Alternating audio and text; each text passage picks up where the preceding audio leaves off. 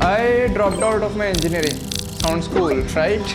But this wasn't easy at all. पर सच कहूँ तो मुझे अभी भी नहीं पता कि मेरा डिसीजन सही है या गलत। पर एक बात फॉर श्योर पता है, अगर मैं वहाँ थोड़ी देर और रहता तो शायद मैं वहाँ खुद को ही खो देता। पर English zero reason. Bad as hell right now.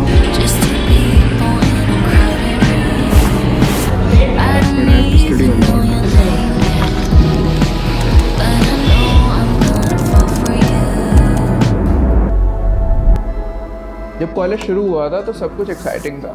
नई जगह, नए लोग, नई आइडेंटिटी। पहले कुछ महीने मुझे लगा यार यही तो था जो मुझे चाहिए था। घर से बाहर, अपने डिसीजन, अपनी लाइफ।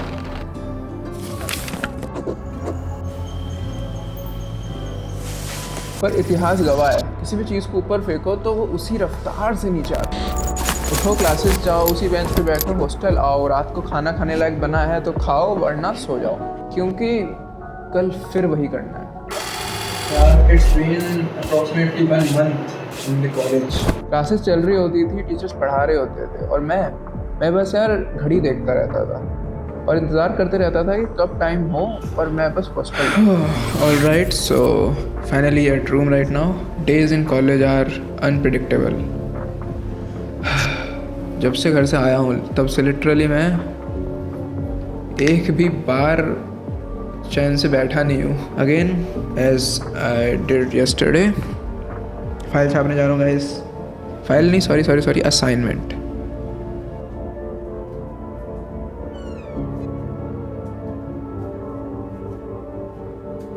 कभी कभी मुझे लगता था मैं जिंदा तो था पर जी नहीं रहा था, जैसे कि कोई ज़ॉम्बी हो, बस उठ रहा है, कॉलेज जा रहा है, वापस आ रहा है और फिर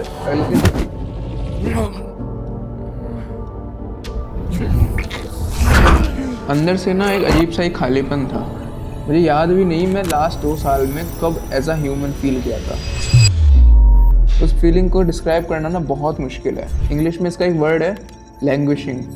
ना डिप्रेस्ड ना हैप्पी, बस खाली।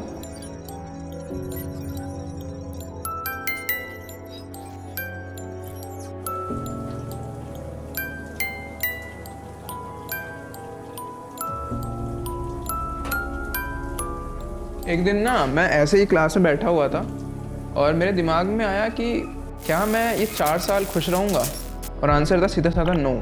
आंसर नो था। इस बात का दुख नहीं है, दुख इस बात का है कि ये आंसर सोचने में मुझे 1 सेकंड भी नहीं लगा। हमेशा कंफ्यूज था, आज भी कंफ्यूज हूँ। मुझे नहीं पता मैं क्या करने जा रहा हूँ, मुझे नहीं पता मैं क्या करूँगा।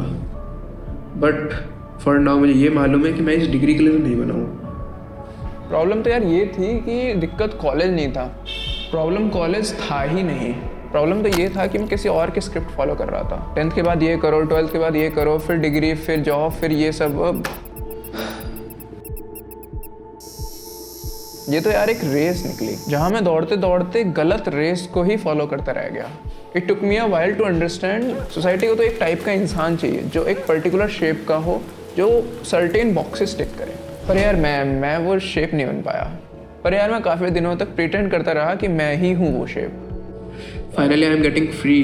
I am not into the study thing now again. 12th is done, college is done. Fuck यार, काश एक मूवी होती और चीज़ें काफ़ी आसान होती, 1 से 2 घंटे के अंदर अंदर निपट जाती। मगर ये डिसीजन लेना इतना आसान नहीं था। मैं अपने कमरे में बैठा था, रात के 2 बज रहे थे और मैं बस सोच रहा था कि एक तरफ फैमिली है जो हमेशा मेरा अच्छा ही चाहती है कि मैं चुपचाप एक डिग्री कंप्लीट करूं, जॉब लूं, क्योंकि उन्हें डर है, असली डर जो ना प्यार से आता है। और वहीं दूसरी तरफ मैं था जो इंजीनियरिंग के 4 साल अच्छे से कर तो लेता, जॉब भी ले लेता, मगर उस जॉब में हर दूसरे दिन खुद को कोसता। काश उस दिन वो फैसला ले लिया होता, काश थोड़ी सी हिम्मत और कर लेता। उस वक्त मुझे याद आती है और एंचो की वो वाली लाइन, नहीं तो 50 साल बाद जब तू बूढ़ा होकर ऐसी किसी अस्पताल में पड़ा होगा और मरने का इंतजार कर रहा होगा, तब सोचेगा कि लेटर हाथ में था, टैक्सी गेट पर थी, जरा सी हिम्मत कर लेता ना तो साली जिंदगी कुछ और हो सकती थी। अगर मुझे अपने एक यंगर सेल्फ को कुछ बताना होता तो मैं उसको ये चीज़ बताता कि everything is going to be get perfect, but it will take their own precious time to make it happen. And honestly कोई विलन नहीं था इस कहानी में, ना फैमिली गलत है और ना मैं। बस 2 अलग तरीके के डर हैं। एक ही घर में 2 अनजान थे, एक तरफ फैमिली, एक तरफ सोसाइटी और एक तरफ मैं खुद था। आखिर हमारा हीरो चुने तो चुने किसको? कहानी तो तब इंटरेस्टिंग बन जाती है जब हमारा हीरो खुद कंफ्यूज हो। तो क्या करेगा मुझे नहीं पता, मुझे भी नहीं पता। सबसे भाई मैं ना पागल हूँ, मैं ना एक नंबर का पागल हूँ कसम से। And today I am going to meet my friends for the one last time. Okay, how tough was it? A lot. Too many goodbyes, a hell lot of memories. पता नहीं यार मैंने इन 2 सालों में क्या कमाया है, मगर यार दोस्त तो बहुत अच्छे कमाए हैं। Attending the last class of my BTech one last time. It was all the memories that I lived through. I'll come back, guys. Not as a student, but as a visitor. I know it's not gonna be the same, but please treat me as yours. सच कहूँ तो यार इस बार थोड़ी हंसी आ रही थी, थोड़ा डर लग रहा था, क्योंकि इस बार पहली बार मैंने अपना डर चूज़ किया।